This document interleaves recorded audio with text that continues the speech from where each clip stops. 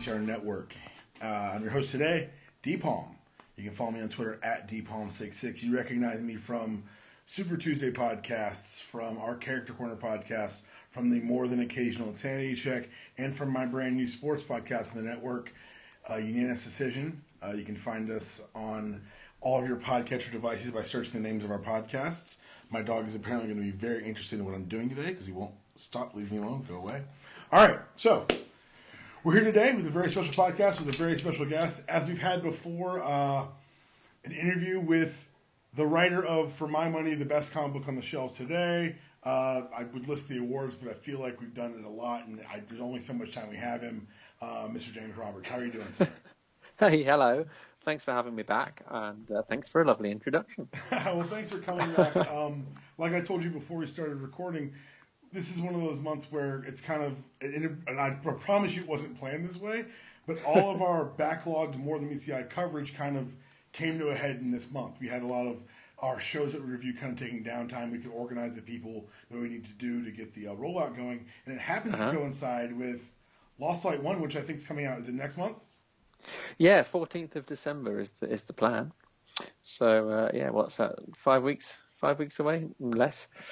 Unbelievably, it's been a big gap. It's been our biggest gap. Issue 55 was the last of the sort of, if you like, the main ongoing storyline. That was months and months ago, and even the last issue, properly 57, was September. Yeah. September. So.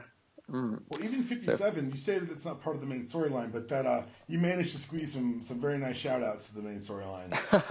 Thanks. It was a challenge really, because that was, it was the Titans Return crossover, and it was set on Luna 1 with a sort of with a supporting cast rather than the main characters, because we'd left them in a sort of sticky situation. So it was a challenge to it wouldn't have been, as much as I'm proud of those issues, and I think they read okay, but if it was the last ever issue of More Than Meets the Eye, then you would have wanted something different.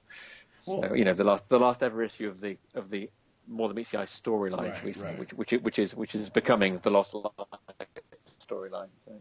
Well, that's something I'd kind of pinned to ask later, but I kind of want to ask now. As you kind of get drawn into the nature of the business and crossovers and whatnot, and you do have these last two issues be almost a coda to your run on More Than Meets the Eye, is that difficult to navigate, you think, or do you think that it opens up the storytelling? Because my contention, and obviously you'll know more about this than I will, was that something like Dark Cybertron, while some people felt that it disrupted the book, I said that it gave it when you get to 28, it's a fresh new start. It's the perfect jumping on point. Yeah, no, that's right. And it was fortuitous timing, really. It wasn't just timing. It was the events in Dark Cybertron that allowed us to launch season 2 with that sort of big change, that big shake-up, which was Megatron. But yeah, it was quite a neat occurrence, really, having those 6 months of Dark Cybertron. The timing was good because we told the Remain in Light story. We'd ended season 1. We had that sort of coda in issue 22, which was the documentary issue, right. And sort of an introduction for new readers as well. If we hadn't had Dark Cybertron, issue 28 would have been very different. Megatron wouldn't have been there. A lot of the stories we ended up with, some of them would have still been there, but a lot wouldn't have been. So it worked out well. It was a bit different with Dying of the Light. It was the same in that we were also dealing with a season finale, and so we would have had a new season, new start around issue 58.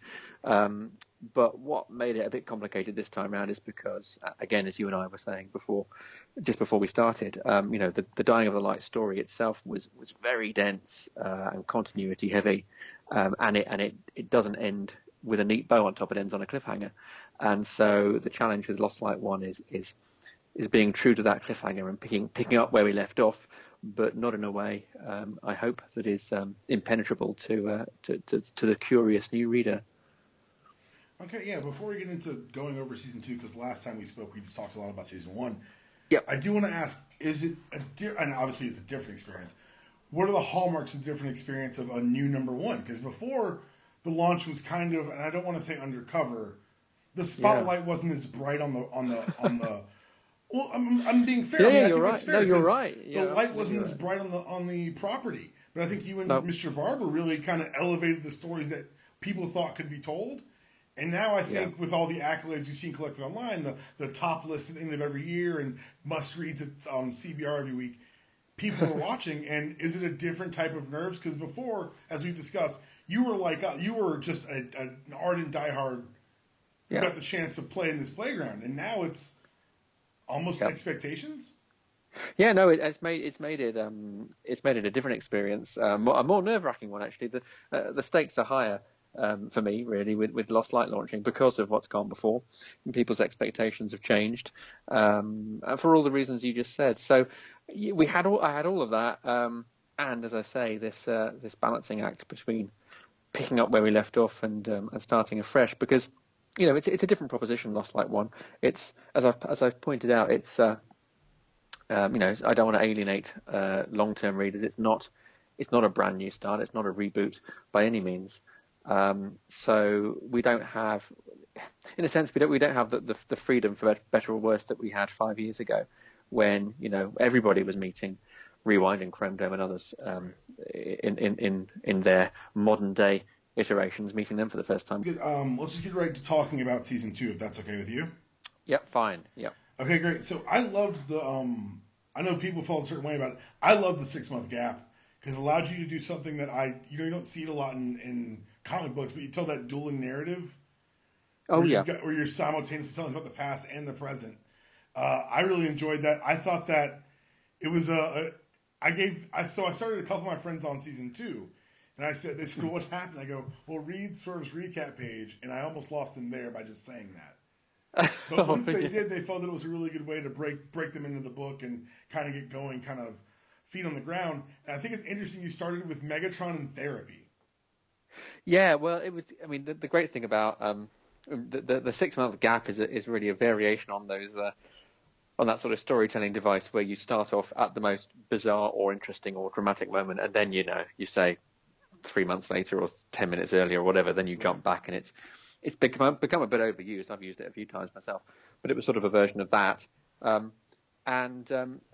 We sort of exploited the 6-month gap in two ways. The main one, fundamental one, was the reader was invited to ask the question, how has it come to this? How not just Megatron on the couch, but Megatron on the ship, Megatron, not being dead or imprisoned forever. How did that come about? So we parceled out the trial over 3 months to reach that point, and we sort of took twists within the trial as well. So he pleaded guilty, and then you should really be then thinking, well, if he says he's done it again, how is he on the Lost Light? And the second thing was the fate of Rodimus, which we sort of managed to eke out a bit as well.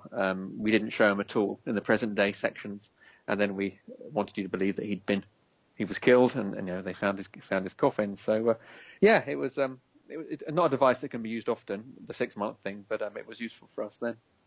So Megatron. So as you said earlier, if Dark Cybertron hadn't occurred, you think issue 28 would have been very much different. Yeah. Was Megatron asked for, foisted upon you? I don't know how. I don't want to get too inside baseball, but just was that the plan? I mean, the Megatron came about in the early stages of the Dark Cybertron planning process, which was very early in More Than Meets the Eye's life. It was around about the Shadow Play. So long before I'd had to start planning season 2 in detail, I knew that Megatron was going to be an Autobot, and he wasn't so much foisted upon me. I said, oh, well, I'd like that, please. I'll take him and have some fun with him. And then I sort of that night thought, my God, what have I done? And thinking the enormity of trying to sell the idea that not that he'd defect, although that's huge in itself, but that he would defect and not be thrown in a cell or murdered, or executed. Right. So that was the cold light of the next morning, trying to think how I'd make that work. Well, but so I went for Megatron in the end. I think you did a really good job, especially as we get towards later in season 2, reconciling kind of the questions that you had the next day with how it would actually work on this ship. We'll get to that when we get there, though. So you go from the shocker of the dead Rodimus and Megatron wearing the Autobot badge to parts of the ship just vanishing. Mm. And you get us to what I gotta ask: did Alex curse you, or was he just excited to cut loose during the slaughterhouse issue? Oh, I think he was excited. Yeah, no, yeah. He likes he likes things that he doesn't get a huge amount. He doesn't get very often in Modern MTMTE. He likes the battle scenes, the action scenes. I think he likes the opportunity to sort of design rooms or ships, and some tech-heavy stuff. So you got a bit of that with the cross sections, right. He really, as you've seen perhaps in the Ambulon bisection and things like that, he doesn't cut loose, he doesn't hold back when he's invited to go for the gore. So he delivered on those issues. And very dark. And some people would say like something like this was just a way to kind of ease us in with some of the new cast. But that's absolutely right. You really use it effectively to move the plot forward because there's so much happens in those 2-3 issues. You brought back Rewind, and I had just gotten over it, to be perfectly honest. Yeah, well, the Holy Grail is something which feels organic in terms of character development, but also does some plot heavy lifting. You're absolutely right. The I don't know which came first, whether it was my desire to focus on the new characters or realizing that the conceit of the original crew disappearing because of the duplicate left the new people. I don't know, but one way or another, I was pleased that we ended up being able to have an in-universe excuse to focus on the season 2 arrival. So that was good for me. No, Go ahead. The return of the return of Rewind was always that was a season 2 plot that was always going to happen, albeit it wouldn't have been precipitated. It wouldn't have involved Megatron. It still would have been a quantum duplicate. But that particular resurrection could have happened without Megatron. Well, I really like the juxtaposition in the issues where you have them obviously finding out about the traitor in Brainstorm, but also Skids giving the speech about what it means to wear the Autobot badge to Megatron.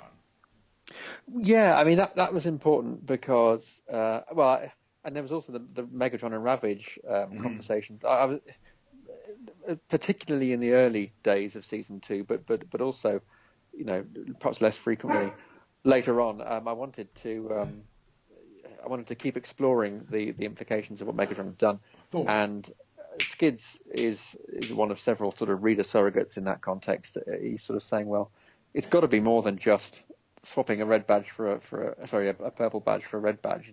It's too easy if you just do that. And I wanted, actually, it's something we didn't really return to until issue 50, but I wanted to re-establish the nobility until the inherent goodness of the Autobots, because we had a lot of shades of grey and post-war muddying, and it's an interesting perhaps side conversation to be had one day. Is that within the IDW universe, the Autobots are defined by not being Decepticons. They as opposed to sort of being a force for good in and of themselves. They are, to put it a different way, sort of their virtues are apparent because they're in contrast to the bastardry of the Decepticons, as opposed to them sort of seeking out and voluntarily doing noble and altruistic deeds, for the sake of doing it. So Skid's speech was necessary to sort of remind people the Autobots are the good guys, and also issue 50 when they we learn they've been hopping around saving people. That's an unusual good act that you see them do. No, that's a really good point, because I actually just reread Sins of the Wreckers, and I was going to ask you about some of the Prowl things, but that's an excellent point that for a long time, particularly in this new post-war world you guys have built, the question's been what do the factions even mean? It's been more pronounced in Barber's book because I think it's such a different style of book, but it's definitely presented itself well, particularly with the trial of Brainstorm we'll get to later, when they note that they have a notable Decepticon, notable ex-Decepticon on this ship, and it's hard to say what do sides matter now. Yeah, exactly.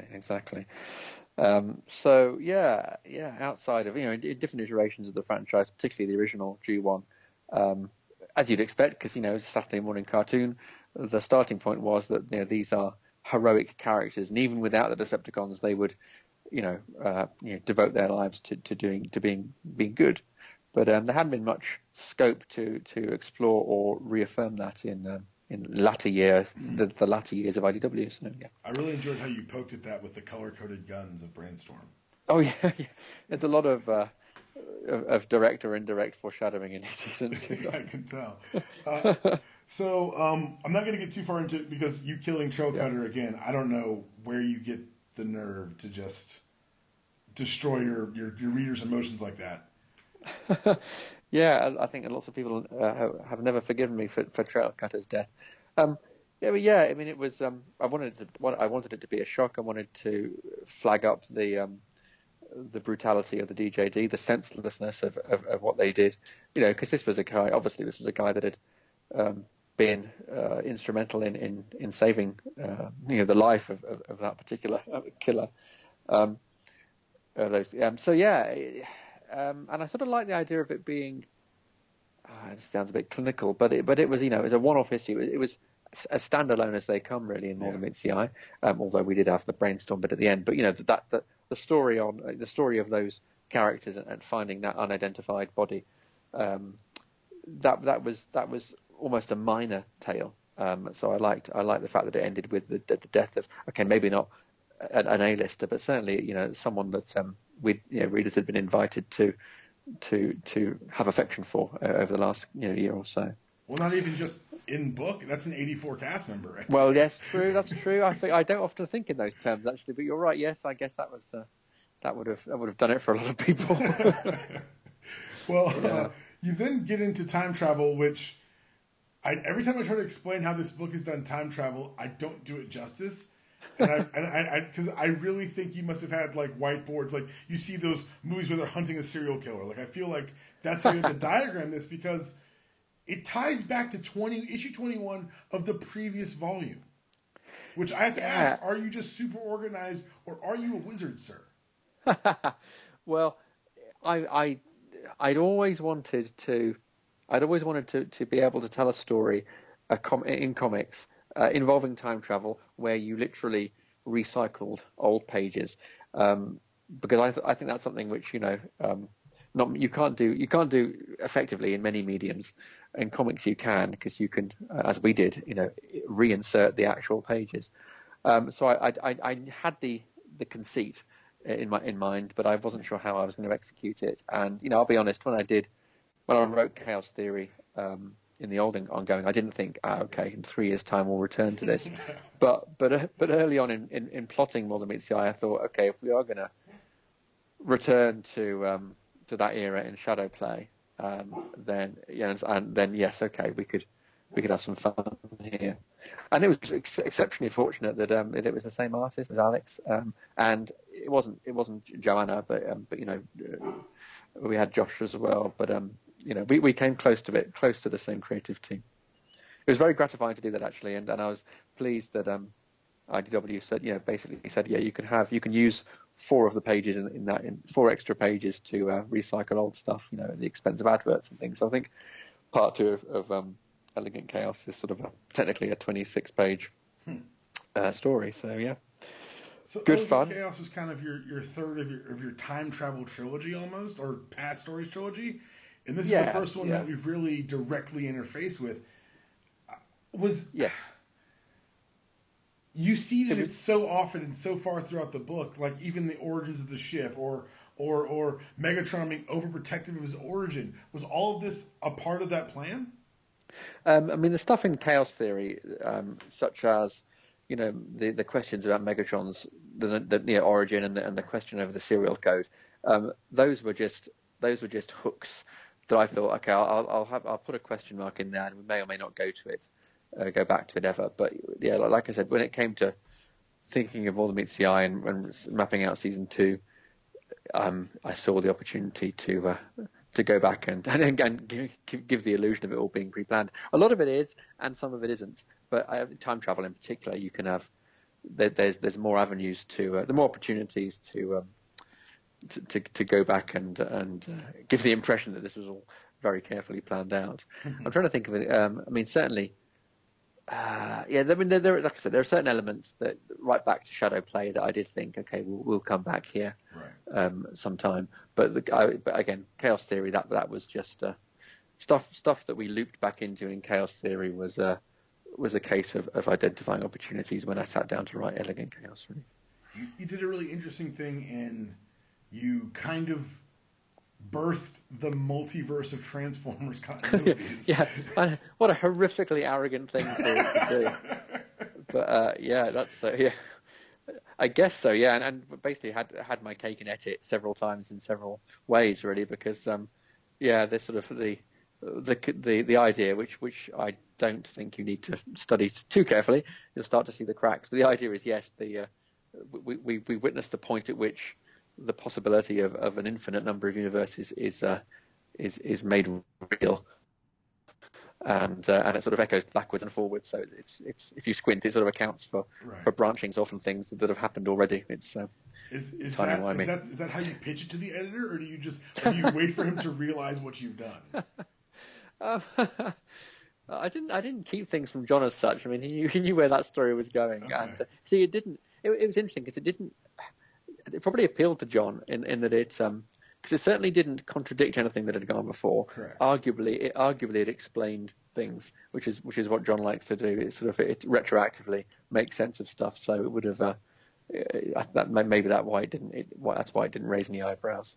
And also, you someone like yourself will take a step back and think, okay, you could argue that is the birth of the multiverse. For many people, they won't think that deeply. It's just, it's a twist. Us to revisit the function of society. Exactly. I have to ask, and I'm going to ask every time I talk to you, what is wrong?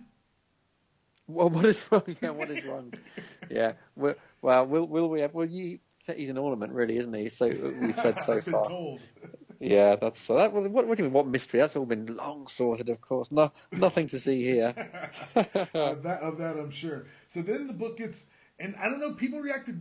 I don't know. I enjoy it because I just think I like people playing with the form. The personality ticks, Swerve. Oh yeah. Like those are the versions that I thought were really worth having. Well, I'm glad you think. I mean, yeah, we'd had by that point we'd had almost a year of pretty intense and dense storylines, even from all the MTMTE. We'd sort of gone from the trial to the Lost Light 2 and the murder of the crew and the time travel. So it'd been pretty relentless and interconnected. And I do like sort of episodic stories. I do like pseudo standalone stories, and I do like the occasional dash of weirdness. As I've said before, probably if I'd had the flexibility to reorder things a bit, I may not have put those two stories back to back, albeit one did lead into the other, because I think you had sort of 3 months of quite out there stuff, which maybe was a bit too much. But I mean, I think the further you move away from those stories and you look at the title as a whole, that they are just little twisty, unusual stories among lots of other stories. So perhaps they don't seem as abnormal as they did month by month for that period. I don't know. So, but no, I mean it was go on. No, just the last time we spoke, it was the same month that the next issue would come out where they visited the Necrobot, and I told you that you made me feel compassion for Space Hitler for the first time. So what's that? That's issue 45, isn't it? It's not 44. It's got to be 44 because the scavengers and whatnot. Yeah, that's right. Yeah, so we are, we're 18 months into Space Hitler's journey. So we were taking it carefully, and that was an instance. Megatron was wavering, wasn't he? He needed that epiphany at the end of the issue. He needed to be confronted with a reminder of his crimes in order to course correct, and because he was looking for excuses to delay the quest by that point. Right. So he was going through.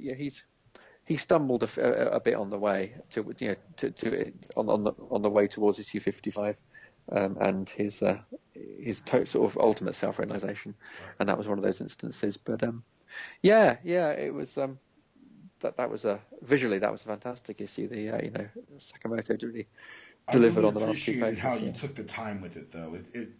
It's something that you can track slowly happening.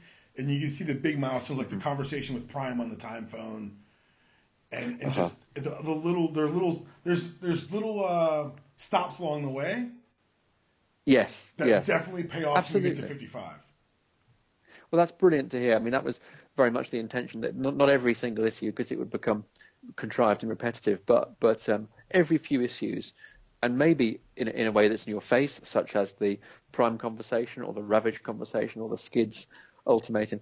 Sometimes it's in your face, sometimes, such as, when he comments on the fragility of humans in Swerve World. I mean, it's not as obvious, but there's a sort of a trail of breadcrumbs along the way, which relates to Megatron's journey. And when I pitched season 2 to IDW, I said, that in one way or another, nearly every issue is going to be about another step on that journey for him, even if he isn't, driving that particular story forward. That issue, The next couple issues dealt with the scavengers. We met up with Fort Max and Red Alert again. You've done a really admirable job in taking the form that we all love, comic books, and using it as a vehicle to discuss other things. Just the idea of someone saying, "Oh, I'm going to discuss PTSD in a Transformers comic book," in a vacuum, feels almost absurd. Well, yeah, I mean, it didn't. If you go back to Interiors in issue 6, when we sort of went there with it, it registered with me as an interesting story hook, but not sort of not a particular. I didn't think, okay, I'm gonna bang this drum, or I more to the point, I didn't think, oh, this has never been done before. We must go there. It's surprising. It's surprising given the nature of the franchise and its age. That there has, maybe there has, maybe I think you'll know more than I do, but maybe there is something out there in some other, one of the TV series or something, which in a way has explored those issues. But it didn't really occur to me until after I'd written it that maybe we hadn't gone there before. So actually, because people responded positively to that and picked up on that, and so all the more reason not to abandon that idea and to still have echoes of that experience in Fortress Maximus, informing how he went about his business. And you found ways to continue teasing us with these glyphs and Grimlock speaking and making us ask, what did we just read? Oh, yes. So I'm going to not push you on that, because I don't think I'm getting any answers, am I? No, quite right. But the scavengers do, they're pursuing a parallel quest in a way, aren't they? Oh, you still there? Yes, I am. Yeah, good. Yeah, so the scavengers have got their own little story arc going on. Yeah. Well, then you were able to tell 2 more stories, almost a romantic horror and then a straight up horror. Was that? Yes. Did you say romantic horror? Yes. That's good. I like that. Yes, that's a keeper. That's going to be used again. Yes, a romantic horror, the new genre and the niche genre. Yes, what is with issue 47, and I that's one of my favourite issues, not least because of the way Brendan renders it. It's very lovingly put together visually. I mean, Alex is a master. Don't get me wrong. I'm not. Yeah, just saying that the way Brendan attacked that issue was great. Yeah, that was a real. That was definitely a late issue in terms of it had to come near the end of season 2. It brought to a head a number of sort of very slow burning plot elements, again involving Megatron, but more to the point involving other characters really, and hopefully in the way that issue 6 was a bit offbeat and tackled issues that we don't normally tackle in these stories. And issue 47 was similarly unusual. It wasn't strictly a Transformers love triangle, but it definitely, as you say, it was driven by a toxic brew of romance and manipulation. It's not a common more than meets the eye story. So yeah, that was good to have. I'm an X-Files fan, and there used to be sort of you'd know how many episodes there were in the season. You'd know you were getting near the end of the season, and those latter episodes would almost have a different feel to them. I don't know why, whether because they didn't necessarily need to be myth arc episodes. There was just a sense of the production team in their stride and being pretty more confident in what they were doing, and it felt with issue 47 it I don't want to use the word indulgent, but it was definitely an intensely. It focused intensely on the Lost Light characters, and it was set entirely on the ship, and it was it didn't have external threats or anything. It was all very inward looking, right. And that was quite appealing at that late stage. And then your final arc, and we touched on this when we talked before we started recording.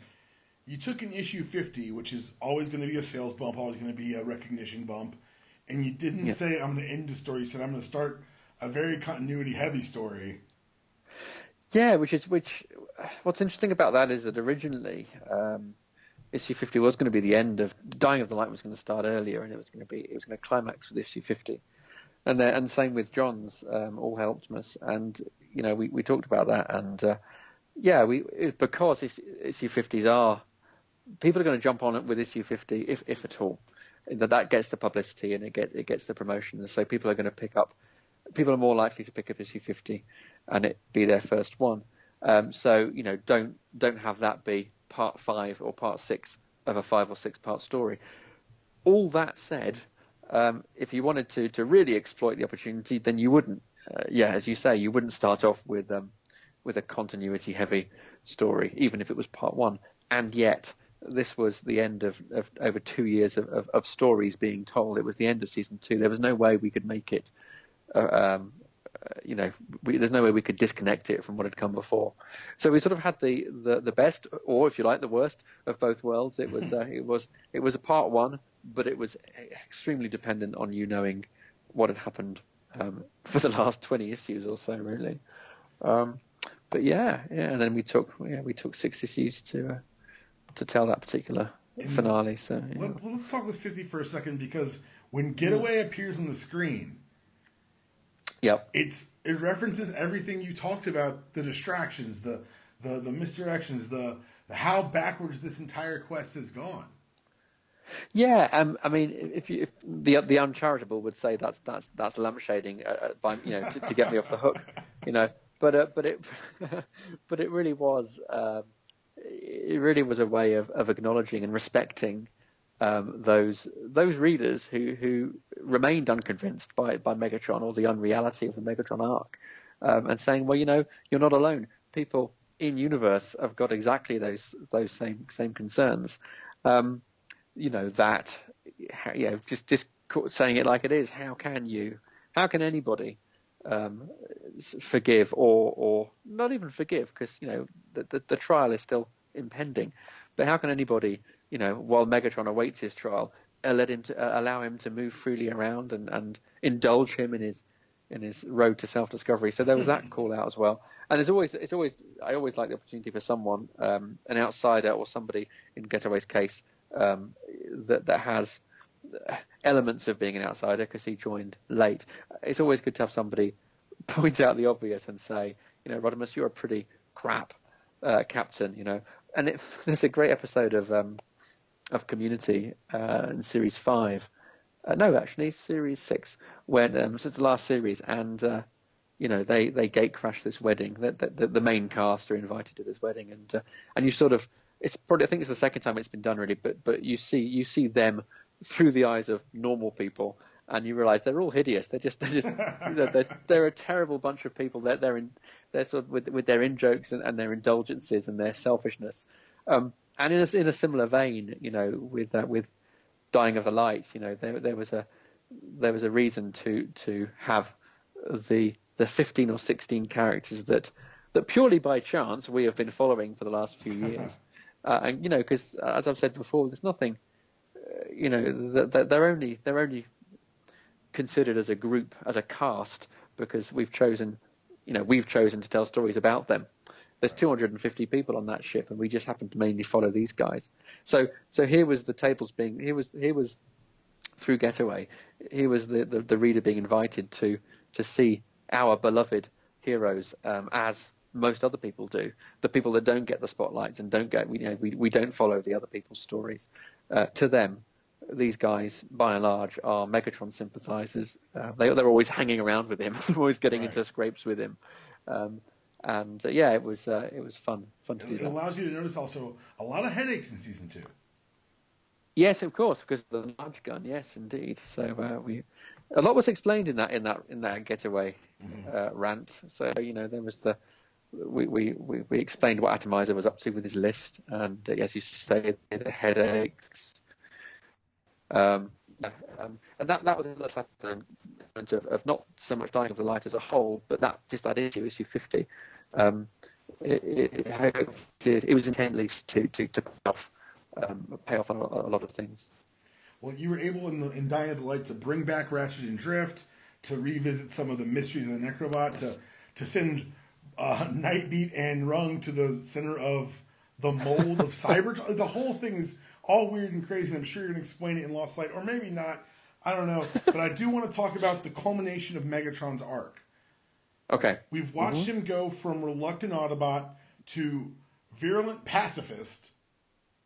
Yes, nice. To this last evolution of Megatron where he'd almost given in to his ferocity.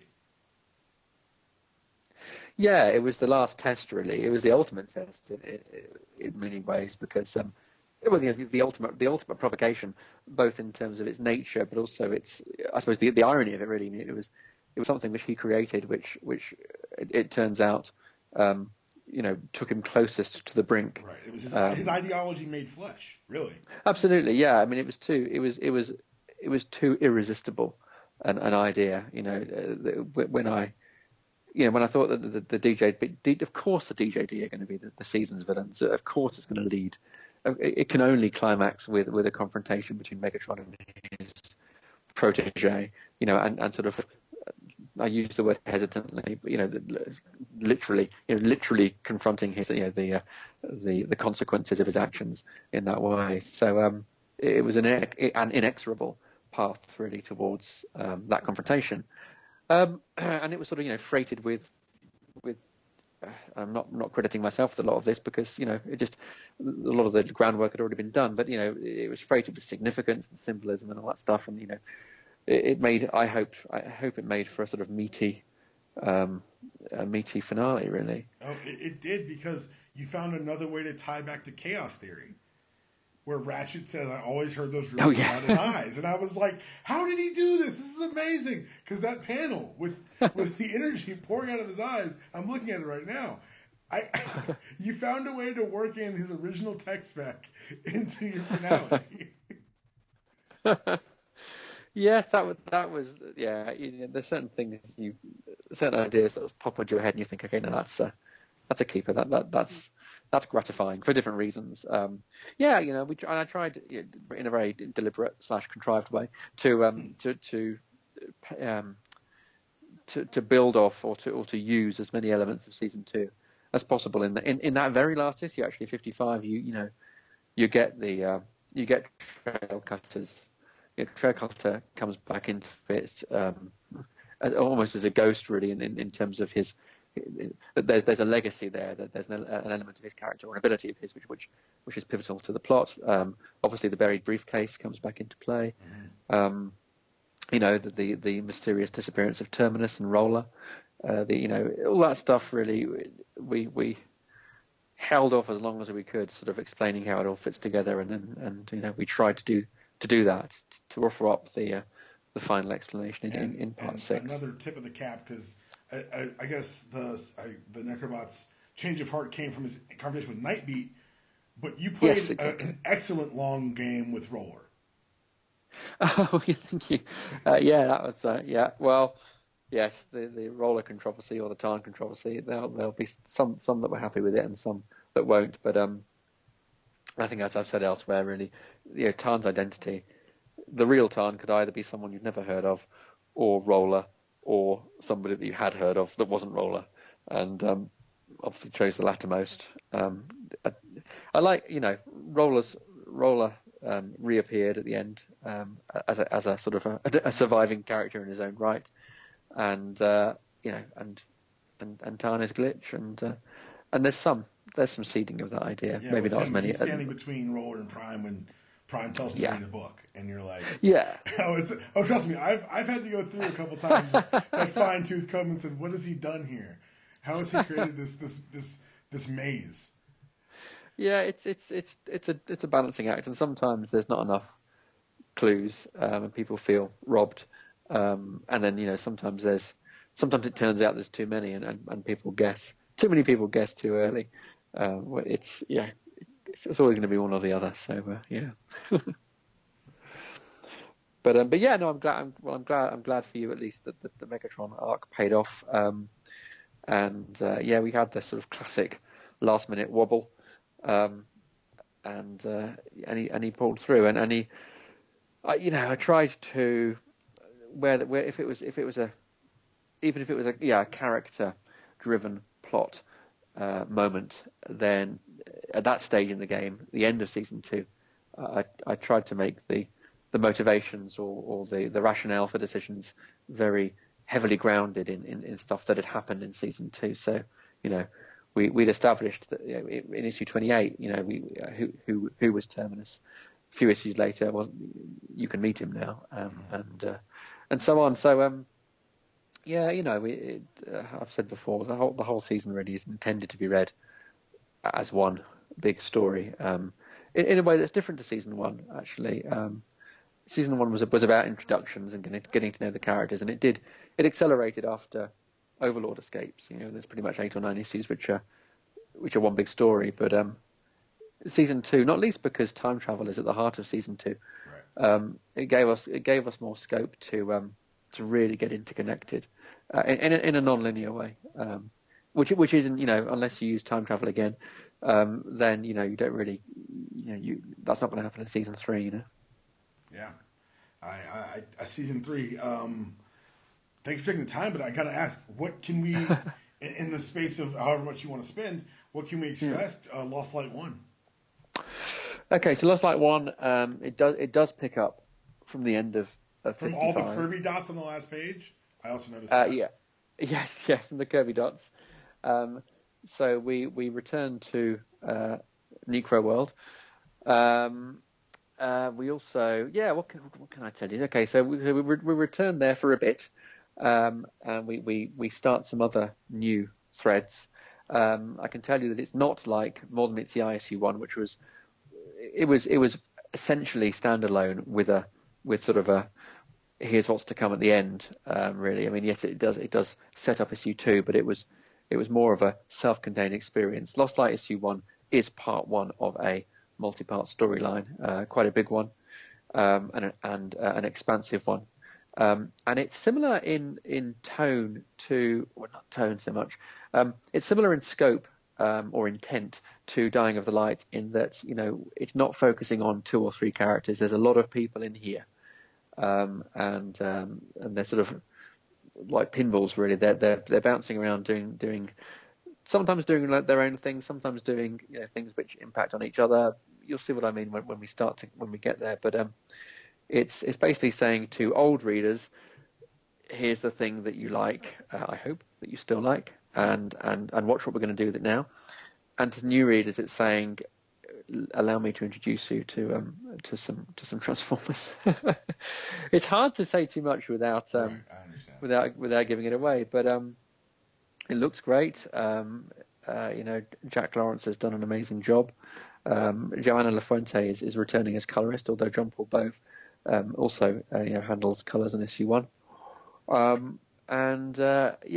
hope that absence has made the heart grow fonder for the long-term readers, and they will welcome characters back. I mean, I've got to be careful as well, because obviously they'll die at the end of issue 55 when the planet explodes. So really, I should be saying, get ready to meet an entirely new cast of characters. Brand new cast, except people have seen the cover to issue 1, so it's not as straightforward. Nothing's ever straightforward in Modern Meets the Eye, so expect twists. Can appreciate. Yeah, I hope so. And maybe it's a terrible misjudgment on my part, and I should have really set issue 1 on the Lost Light and meet Getaway and the others, and let's follow these guys now. Instead, we've return in part to the old crew, and we see what happens after the Kirby dots. Well, I really do appreciate you taking the time. I have 3 last questions, just really quickly. One,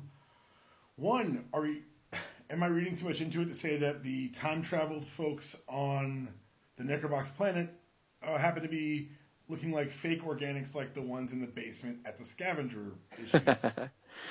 That was a little red herring I hoped that when people saw that in issue 51, they'd think, we're bringing together the scavengers plot lines with the main ones. Yeah. Okay. Good. Fair enough. We saw the back of the hands, didn't we? But we didn't see the aperture on the palm. No, we did not. Yeah. No, we did not. Two, I've got to ask one more time. So you just still can't tell me what Rung turns into, can you? Besides an ornament, can you? Nothing. Oh, I might as well. He turns into a. Oh no, I can't.